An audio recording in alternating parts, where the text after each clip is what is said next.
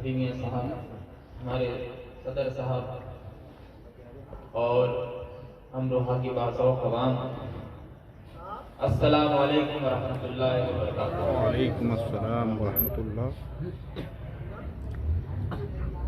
आदमियत को नए तर्ज पे ढाला जिसने, आदमियत को नए तर्ज पे ढाला जिसने, डगमगाते हुए इंसान को संभाला जिसने, आदमियत को नए तर्ज पे ढाला जिसने, डगमगाते हुए इंसान को संभाला जिसने, कर दिया हर बुराई को किया देश निकाला जिसने, कर दिया मशरिक मगरिब में उजाला जिसने, उसी इंसान को महबूब खुदा कहते हैं, उसी इंसान को महबूब खुदा कहते हैं। नाम सुनते हैं तो सब सल्ले अला सय्यदना व मौलाना सल्लल्लाहु अलैहि या रसूलुल्लाह सल्लल्लाहु अलैहि वसल्लम। ये मेरी अमरोहा में पहली हाजिरी है। आप लोगों की मोहब्बतों का शुक्रिया। पता नहीं लोगों ने मेरे नाम क्या कि मौलाना कब लगाना शुरू कर दिया। मैं तो एक खानका का फर्द हूँ, खानका का फर्द मौलाना कब हुआ करते हैं।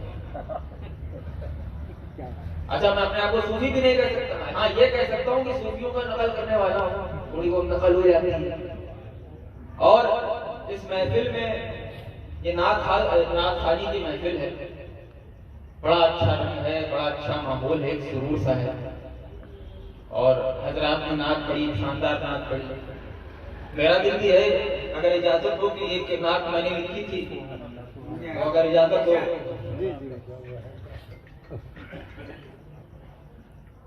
नात पढ़ने से पहले जब भी कोई इंसान नात लिखने बैठता है और नात लिखने की कोशिश करता है, तो सबसे पहले उसके दिल में ख्याल आता है कि क्या लिखें, लिखे क्या, हमारी क्या हैसियत कि हम रसूल करीम सल्लल्लाहु अलैहि वसल्लम की शान बयान करें, क्या लिखें। तो यही मिसरा हुआ कि लिखें शाने रसूल हाशमी क्या, लिखें शाने रसूल हाशमी क्या। अब दूसरा मिसरा जो है, अब जब ये आदमी कहता क्या लिखें, क्या है शान, तो मसला तो ये वही है कि ला युमकिनु सनाउ कमा काना हक़्क़हु बादस खुदा बुजुर्ग, तो ही किस्सा मुख्तसर यही किस्सा है।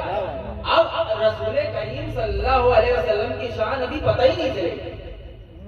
पता तो जब चलेगी जब क़यामत आ जाएगी और मैदाने महशर बर्पा हो जाएगा, तब पता चलेगा कि रसूल करीम सल्लल्लाहु अलैहि वसल्लम है कौन। जब सारी दुनिया, जब सारी अंबिया नफ्सा नफ्सी कर रही होंगी, सारे अंबिया कहेंगे इज़हब इला गैर, दूसरों की तरफ जाओ, तब पता चल जाएगा कि रसूल करीम क्या है, तब पता चलेगा। इस पे शेर याद आया मुझे कि बस एक जश्न क़यामत ही और बाकी है, अदाओं से तुम बहला चुके ज़माने। तो लिखें शाने रसूल हाशमी क्या, लिखें शाने रसूल हाशमी क्या, बाबा महशर तो होने दो अभी क्या। लिखें शाने रसूल हाशमी क्या, लिखें शाने रसूल हाशमी क्या, बाबा महशर तो होने दो अभी क्या, बाबा महशर तो होने दो भी क्या। और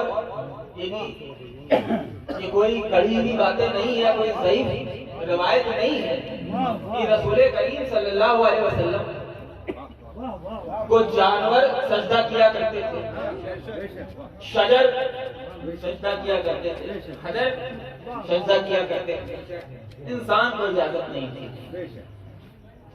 तो है सब पर हुक्म उनका हर्फ आखिर, है सब पर हुक्म उनका हर्फ आखिर, शजर क्या हजर क्या ऊँटनी क्या, वाह वाह, शजर क्या हजर क्या ऊँटनी क्या। और ये शेर उलमा इकराम के हवाले में कर रहा हूँ कि जो शक करते हैं मेराजे नबी में, ऐसे लोग हैं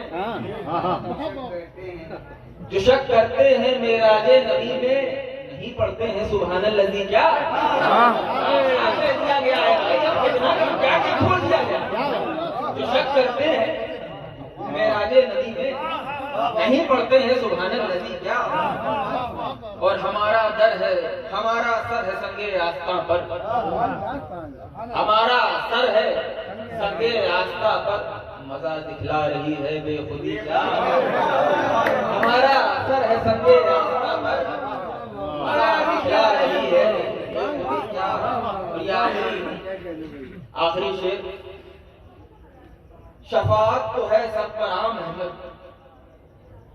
शफाअत तो है सब पर आम है। और ये सब पर ये शफाअत कुबरा की बात हो रही है। वो ये समझे कि हमने भैया नमाजें बहुत पढ़ ली और रोजे सारे रख लिए, हमें शफाअत की जरूरत नहीं, तुमको सबसे ज्यादा जरूरत पड़ेगी। बेशक बेशक। तो सोच रहे हो तुमको सबसे ज्यादा जरूरत पड़ेगी। तो शफाअत तो है सब पर आम अहमद, वली क्या जन्नती क्या दोज़खी क्या, सब पे शफाअत तो है सब पर आम अहमद, वली क्या जन्नती क्या दोज़खी क्या। आज मतला लिखे शाने रसूले हाशमी क्या, बाबा महशर को होने दो अभी क्या अभी क्या।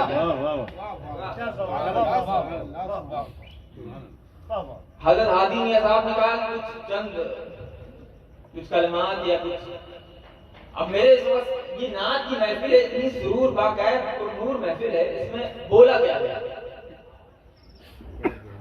अभी मुरादाबाद में था, वहां भी मुझे शिबली मियां साहब ने कहा कुछ बोल दीजिए। खैर 5 मिनट की, मैं तो कोई मौलाना नहीं हूँ, ये सबसे पहली बात ये सुन लीजिए। बोलने से पहले मैं कोई मौलाना नहीं हूँ, कोई आलिम नहीं हूँ। बस हाँ मेरी एक ही फजीलत है जो भी है कि मैं शेखुल आलम की औलाद हूँ, और बस इससे ज्यादा कुछ नहीं। बस सगीरे दिल शाम शौकते गदाई है, करते हुए माशूकत रुतबे रसाई, तो कुछ नहीं।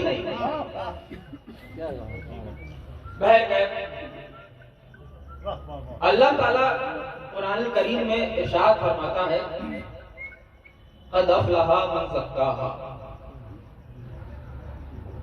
कि जिसने पाकी हासिल की वो कामयाब हुआ।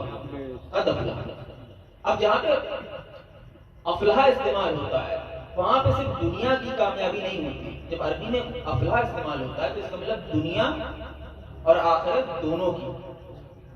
दोनों की कामयाबी को कहते हैं अफ़लहा। क़द अफ़लहा मन ज़क्काहा, जिसने पाकी हासिल की उसने कामयाबी हासिल की, यानी जो पाक हुआ वो कामयाब हुआ। अब सवाल यहाँ पे पैदा होता है कि अल्लाह किस पाकी की बात करता है और कितने तरह की पाकियां हैं।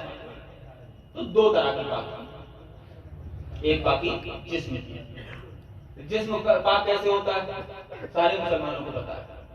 कपड़े में जैसे कुछ गंदगी लग गई तो उसको ऐसे धो लिया, पाक हो गया।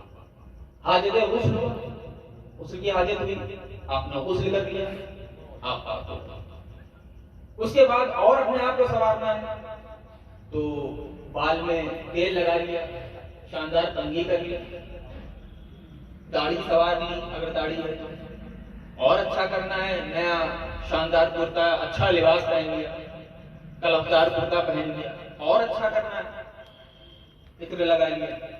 तब जब ये सब लवाजमात करके आप बाहर निकलते हैं तो लोग आपको नोटिस करते हैं, आपको देखते हैं, कहते हैं भाई बड़े अच्छे लग रहे हैं, बहुत फ्रेश लग रहे हैं। और जब आप खुशबू लगा के किसी के पास बैठते हैं,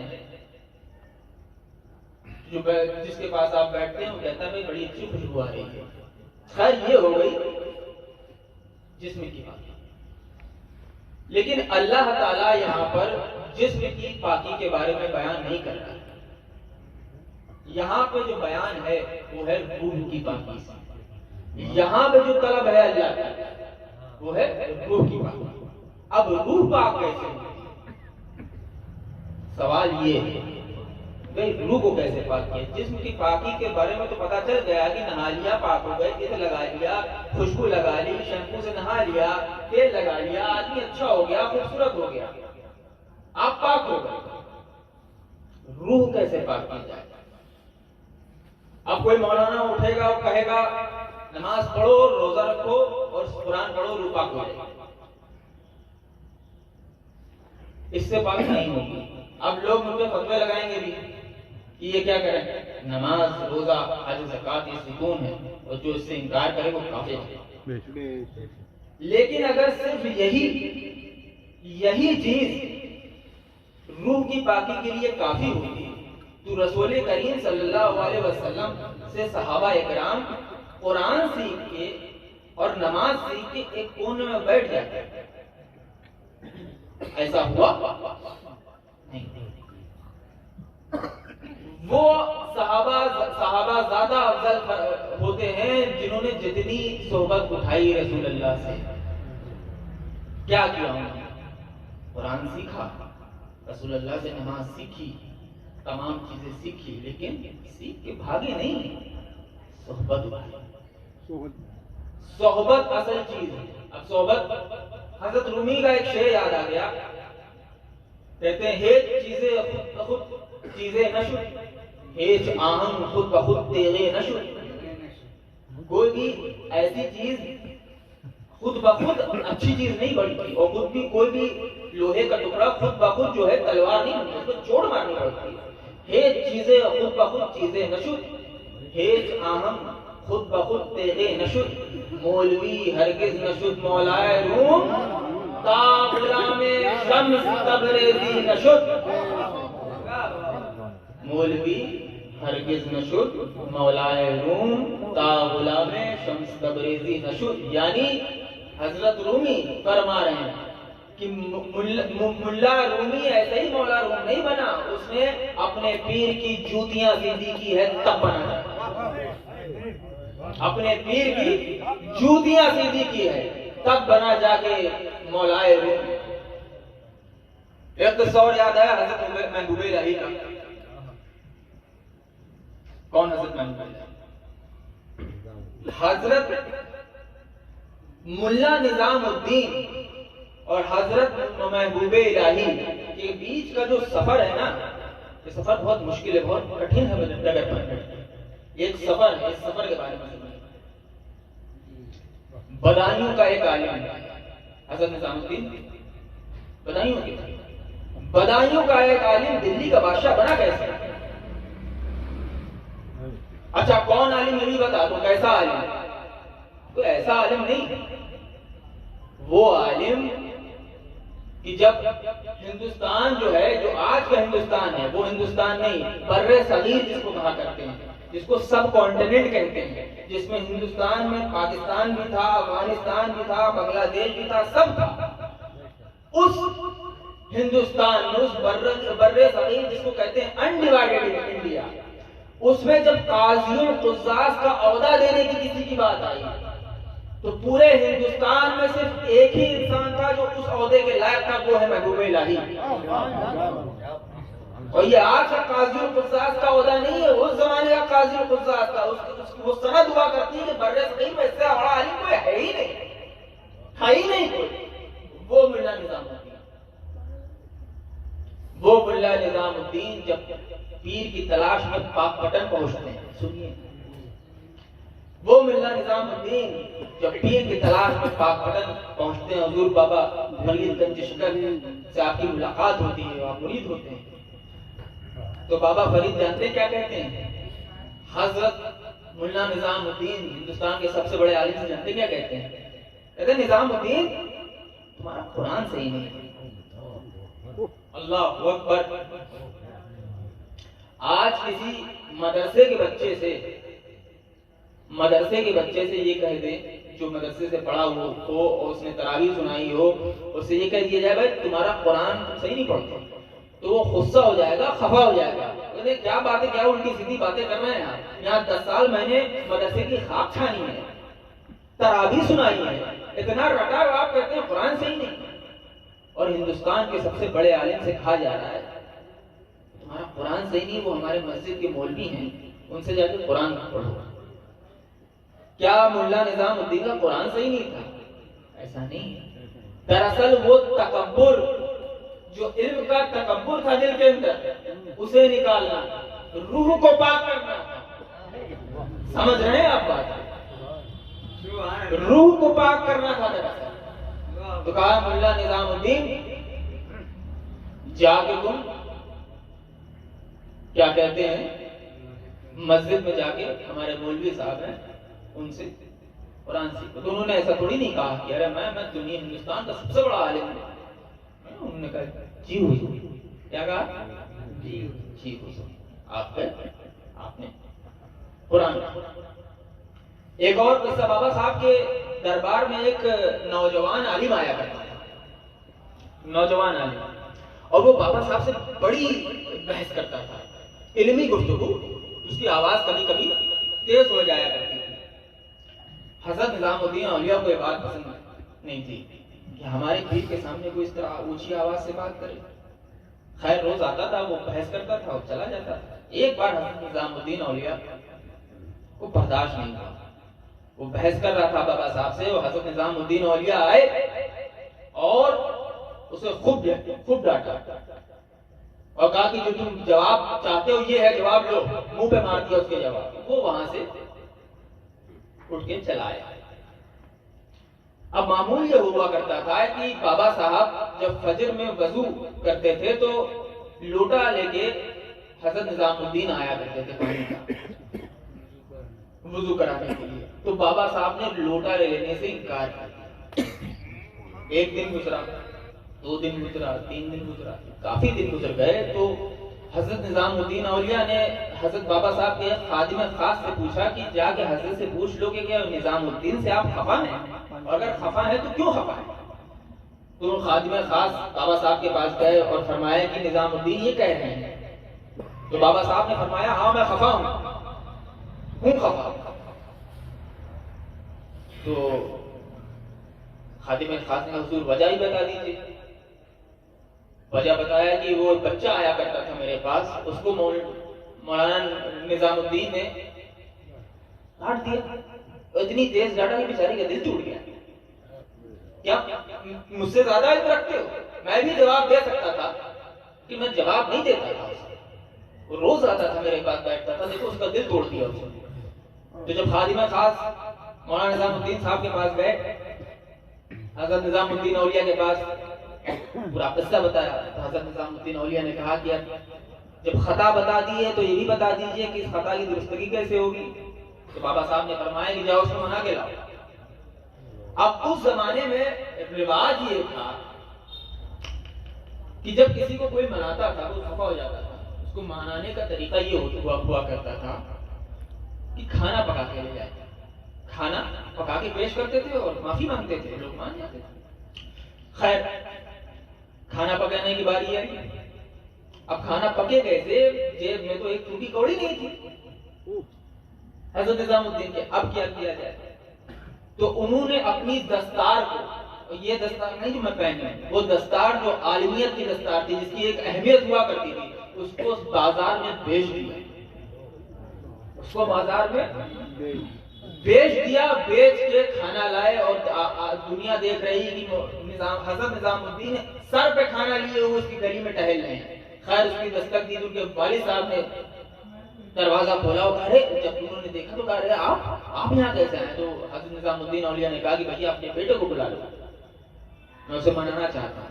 तो खैर वो बेटा आया, उसके सामने खाना रखा हज़रत निजामुद्दीन औलिया ने और फरमाया कि इस खाने खा लो और मुझे माफ कर। उसने इस खाने को खाया और माफ कर दिया। बाबा साहब खुश हो गए। बयान ये करना है कि एक निजामुद्दीन औलिया जिसकी चौखट पे दुनिया आज झाड़ू देती है, वो मुल्ला निजामुद्दीन बना कैसे? अपने पीर की जूतियां सीधी कर दिया। अपने पीर की जूतियां सीधी की है हज़रत निजामुद्दीन औलिया ने, तब वो महबूबे इलाही बने। और हुआ क्या, उसका क्या नतीजा हुआ? और ये दुआ किसकी थी? जब तमाम चीजें कर दी, 20 साल रियाजत की, जूतियां सीधी की, झाड़ू लगाए अपने पीर के दरबार में, तब पीर ने कहा कि जाओ निजामुद्दीन, अब तुम्हारी दरबार पे दुनिया झाड़ू देगी। और ये हुआ दिल्ली में, आप देख रहे हैं, दुनिया ने झाड़ू दी और दे रही है। तो ऐसे रूह पाक होती है। हादी में साहब क्या होता है? जैसे आपने आप तो क्या है 5 मिनट में तो बात मैंने ये इसलिए शुरू की थी कि आजकल जिस तरह हर चीज में खराबी आ रही है कि कयामत का दौर, कयामत करीब है, तो कयामत करीब है, जब कयामत करीब आएगी तो हर चीज में खराबी आती जाएंगी और इस लाइन में भी खराबी आई है, उसमें कोई दो राय नहीं। कोई ये कहे कि इस लाइन में खराबी, पीरी मुरीदी की लाइन में खराबी नहीं आई है, इस लाइन में भी खराबी आई है। और इसकी सबसे बड़ी खराबी अब मैं बात करने वाला हूँ जिसमें लोग खफा भी हो जाएंगे मुझसे।